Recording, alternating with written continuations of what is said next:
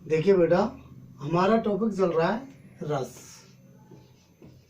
रस अभी तक हम जो है श्रृंगार और जो है वीर रस पढ़ चुके हैं, उनके भेदों को भी हमने पढ़ लिया है। आज हम पढ़ेंगे करुण रस। नंबर 3 है करुण रस। करुण रस होता कहाँ है? करुण रस जहाँ काव्य में जब किसी कारुणिक घटना का वर्णन होता है, कारुणिक का मतलब करुणा उत्पन्न करने वाली, शोक उत्पन्न करने वाली, जैसे किसी की मृत्यु का वर्णन है, कोई विलाप कर रहा है, रो रहा है, कोई जो है प्रियजन का गुम हो जाना, प्रियजन का जो है अपहरण हो जाना या मृत्यु हो जाना या जो है घायल हो जाना या और किसी प्रिय वस्तु का नष्ट हो जाना, जहां इस प्रकार की घटनाओं का वर्णन होता है काव्य में, ये घटनाएं कारुणिक घटनाएं होती हैं, करुणा उत्पन्न करने वाली घटनाएं होती हैं।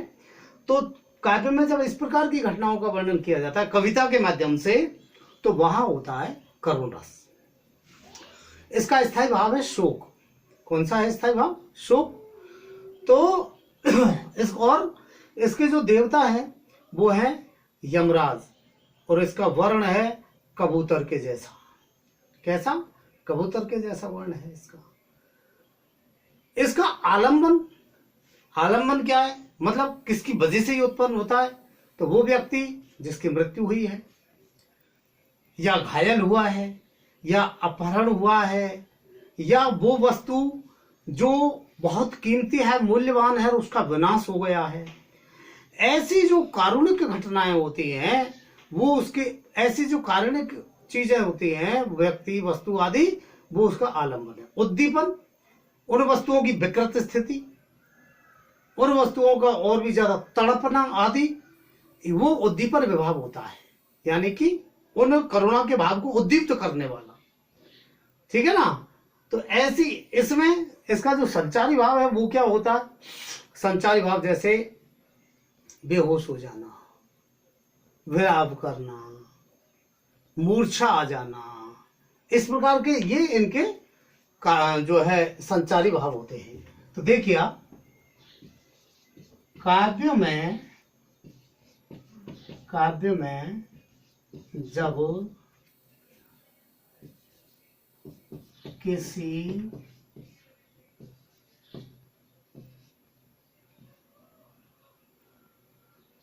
कारुणिक घटना का वर्णन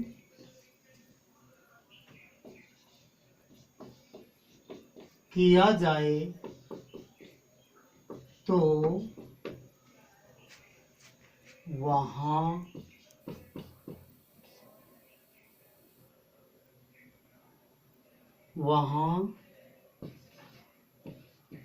करुण रस की उत्पत्ति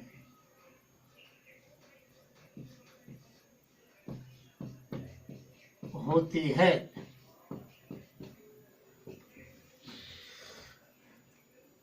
अब आप देखिए, इसका स्थायी भाव क्या है? स्थायी भाव है शोक। क्या है इसका स्थायी भाव? शोक। शोक हमारे हृदय में रहता है, समय आने पर, उचित अवसर आने पर वो शोक प्रकट होता है। तो शोक है इसका स्थायी भाव। ठीक है? इसके जो देवता है, देवता है क्या? यमराज। यमराज। और इसका वर्ण कैसा है? वर्ण है कबूतर जैसा। कबूतर जैसा, कबूतर जैसा इसका वर्ण है। ठीक है? अब इसका आलंबन है। आलंबन क्या है? आलंबन है इसका जो है मृत व्यक्ति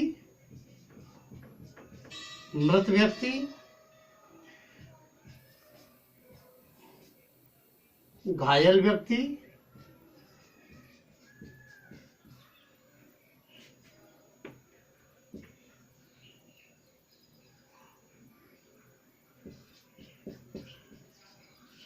प्रिय नष्ट वस्तु, नष्ट वस्तु आदि।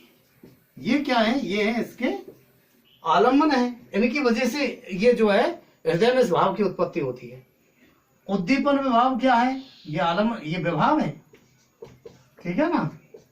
विभाव है आलम्बन विभाव और उद्दीपन विभाव। तो उद्दीपन विभाव क्या है? उद्दीपन विभाव है विकृत स्थिति, विकृत स्थिति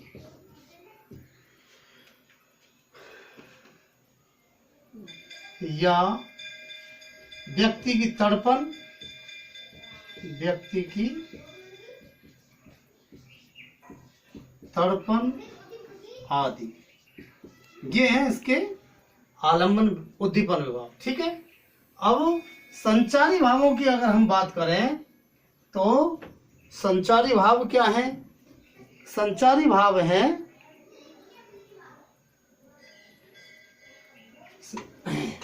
संचारी भाव है इसके जो है संचारी भाव, संचारी भाव, संचारी भाव है मूर्छा, मूर्छा, स्वेद, अपस्मार, अपस्मार,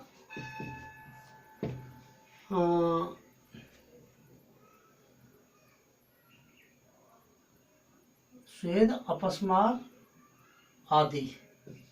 ये इसके संचारी भाव है, ठीक है ना। संचारी भाव अस्थिर होते हैं, आते रहते हैं और जाते रहते हैं, ऐसे होते हैं, ठीक है। अब आप देखिए, मैं आपको एक उदाहरण के माध्यम से बताता हूं। उदाहरण देखिए,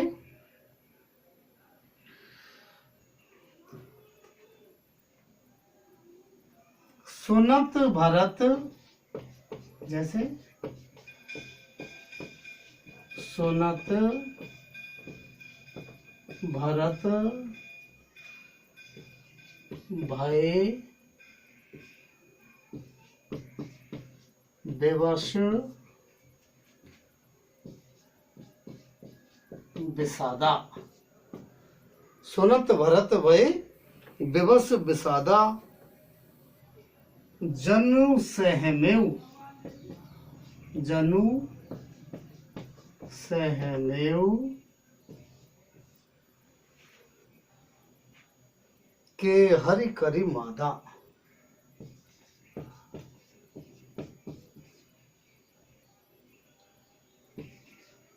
हरि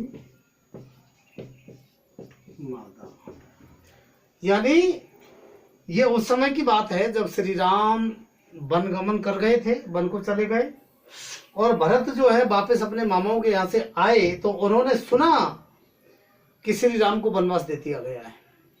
तो वो भरत जी इस बात को सुनकर के ऐसे विषाद में विवश हो गए, विषाद में दुख में विवश हो गए, मान लो जो है सिंह से और मादा हाथी जो है डर गया हो, सिंह से मादा हाथी डर गया हो। इस प्रकार से वो जो है बेबस हो गए, मजबूर हो गए और दुख में हो गए। तात तात तात तात हाँ हाँ तात पुकारी, तात तात हाँ तात पुकारी, परे भूमि तल, परे भूमि तल व्याकुल भारी, व्याकुल भारी। तात तात हा तात पुकारी, परे भूमि तल व्याकुल भारी। तो वो जो है हे भाई हे भाई हे भाई, इस प्रकार से जो है पुकारने लगे और ऐसे भूमि पर जो है व्याकुल होकर के और भूमि पर गिर पड़े, व्याकुल होकर के और भूमि पर गिर पड़े। इस प्रकार से भरत जी जो है व्याकुल। अब इसमें भरत जी की व्याकुल दशा का वर्णन किया गया है। किसका वर्णन किया गया है? व्याकुल स्थिति का। अब इसमें भरत जी की करुणा उत्पन्न हुई है। क्या उत्पन्न हुई है? करुणा उत्पन्न हुई है। तो भरत जी की करुणा का जहां वर्णन है भरत जी के हृदय में, अब क्यों हुई? मैंने अभी आपको बताया था कि या तो प्रियजन का चला जाना, अपहरण हो जाना, मृत्यु हो जाना आदि कारणों से जो है इसमें करुणा उत्पन्न होती है। तो यहाँ भरत जी श्री राम का जाना और इस दुख का कारण बना। तो ये तो हुआ आपका कौन सा रस? जो है करुण रस। अब आप देखिए अगले रस के बारे में हम बात करते हैं। नेक्स्ट रस है शांत रस। कौन सा? शांत रस। अब शांत रस कहाँ होता है? शांत रस काव्य में जब संसार की विरक्ति का वर्णन हो। विरक्ति का मतलब होता है त्याग। क्या मतलब होता है? विरक्ति का तात्पर्य होता है त्याग। संसार की विरक्ति का काव्य में जहां वर्णन होता है वहां होता है कौन सा? जो है शांत रस की उत्पत्ति होती है। अब इसका स्थायी भाव क्या है? निर्वेद। स्थायी भाव क्या है? निर्वेद। निर्वेद कहते हैं त्याग को। किसको कहते हैं? त्याग को। इसका जो आलंबन है वो आलंबन है जो है किसी की मृत्यु, दूसरे की मृत्यु से जो सोचते हैं। आप लोग देखते हैं शमशान में जाकर के जो है लोग बाग कहते हैं अरे ये दुनिया थोड़े दिन की है भैया, सबको मरना ही है। वहां विरक्ति उत्पन्न होती है। तो या सत्संग आदि उससे भी विरक्ति उत्पन्न होती है। ठीक है ना? तो लिखिए, देखिए काव्य में जब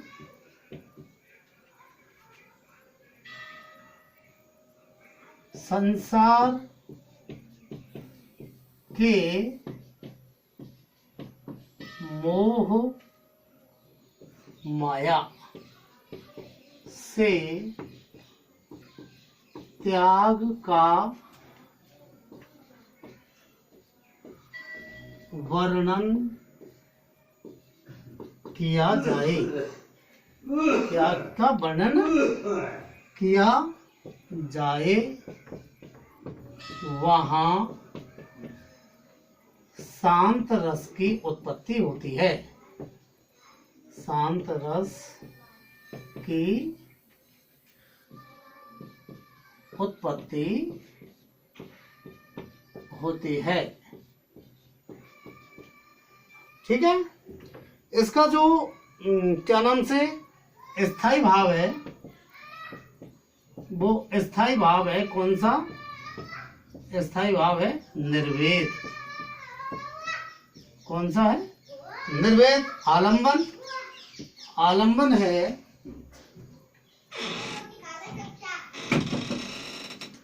आलंबन है इसका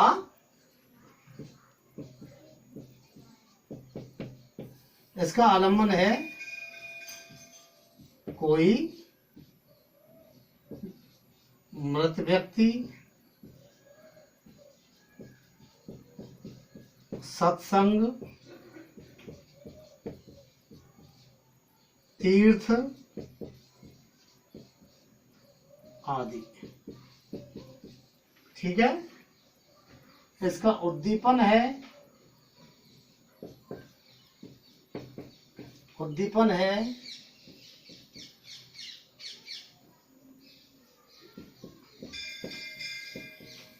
सत्संग के उदाहरण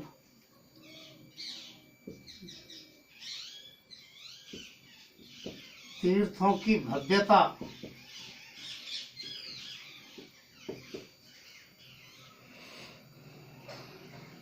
आदि।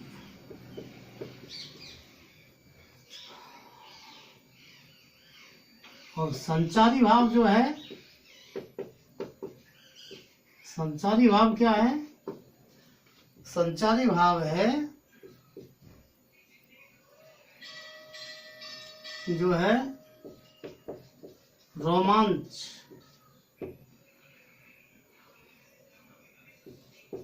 विरक्ति आदि। अब इसके जो क्या नाम से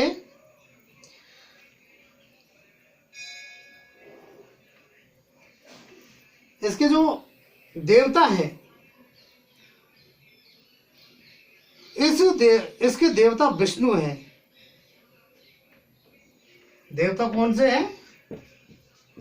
देवता है इसके विष्णु। और इसका जो वर्ण है वो वर्ण है चंद्रमा के समान। चंद्रमा के समान स्वच्छ, ये इसका वर्ण है। ठीक है। स्थायी भाव निर्भेद हो गया। आलम्बन, कोई मृत व्यक्ति, सत्संग तीर्थ आदि। सत्संग के उदाहरण तीर्थों की भव्यता आदि। इसके जो है उद्दीपन भाव है। और रोमांच, विरक्ति आदि इसके क्या है? संचारी भाव है। अब आप देखिए इसका उदाहरण, देखिए आप उदाहरण देखिए इसका।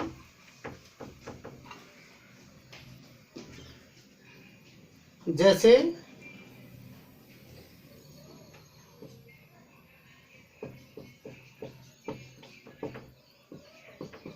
राम नाम की लूट है, राम नाम की लूट है,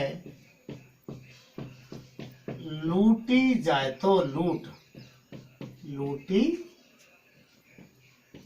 जाए तो लूट, अंत समय पछताएगा, अंत समय पछताएगा या पछताएगो, प्राण जाएंगे छूट, प्राण जाएंगे छूट। अब इसमें उस विरक्ति की बात हुई है कि अंत में प्राण छूट जाएंगे और तुम पछताते रह जाओगे, इसलिए संसार से मोह छोड़ करके और जो है ईश्वर का ध्यान करो। तो विरक्ति का भाव आया है। ठीक है। अब आप देखिए दूसरा एग्जाम्पल। माली आवत देख कर, माली आवत देख कर, मैंने आपको जब साहित्य में अन्योक्ति अलंकार पढ़ा था उस समय पर, अन्योक्ति अलंकार 12th क्लास में है। माली आवत देखकर कलियन करी पुकार, कलियन करी पुकार, फूले फूले चुन लिए। अन्योक्ति अलंकार का उदाहरण है ये। फूले फूले चुन लिए, काल है हमारी बात, काल है हमारी बात। तो देखिए इसमें व्यक्ति कह रहा है माली आवत, यहाँ अन्योक्ति है, यानी किसी बूढ़े व्यक्ति की मृत्यु हुई तो उस यमराज को आया हुआ देख करके जो है कलियां, यहाँ कली जवान व्यक्तियों की प्रतीक है, तो जवान व्यक्ति पुकार कर रहे, फूले फूले चुन लिए, मतलब खिले खिले फूलों को तोड़ लिया। खिले खिले फूल किसका प्रतीक है? बूढ़े व्यक्तियों का। तो खिले खिले फूलों को तोड़ लिया मतलब बूढ़े व्यक्तियों की मृत्यु हो गई है। काल हमारी बात, आने वाले समय में हमारी मृत्यु होगी। ठीक है ना।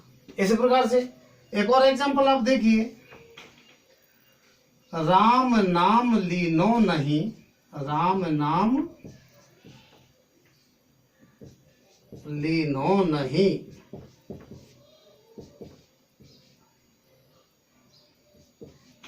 कियो न हरिसे हेत, कियो न हरिसे हेत, वे नर यों ही जाएंगे, यों ही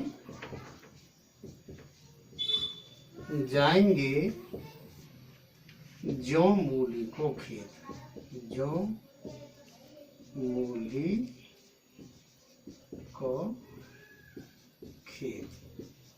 ठीक है, तो इस प्रकार से यानी कि इसमें भी वही संसार की वृत्ति का वर्णन है कि राम नाम नहीं लिया, न भगवान से प्रेम किया, ऐसे नर यूं ही चले जाएंगे जैसे मूली का खेत नष्ट हो जाता है।